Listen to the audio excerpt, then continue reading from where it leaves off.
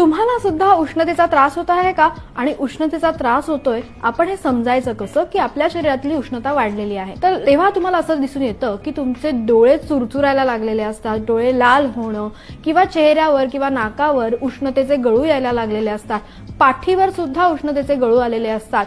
अशा वेळेस आपण समजून जायचं की आपल्या शरीरात कुठेतरी उष्णता वाढलेली आहे आणि ही उष्णता वेळेवर कमी होणं गरजेचं आहे। उष्णता शरीरात वाढली की आपल्याला सतत तहान लागायला लागते, आपलं तोंड कोरडं पडायला लागलेलं असतं आणि मग आपल्याला समजतं की आपल्या शरीरात उष्णता वाढली। तर ह्याच्यासाठी अगदी साधा सोपा उपाय असतो, म्हणजे आयुर्वेदामध्ये याच्यासाठी उत्तम जे औषध सांगितलेलं आहे ते म्हणजे ज्येष्ठ मध आहे। ज्येष्ठ मधाने तुमच्या शरीरामध्ये थंडावा मिळत असतो आणि तुमच्या शरीरातली उष्णता कमी व्हायला हेल्प होत असते।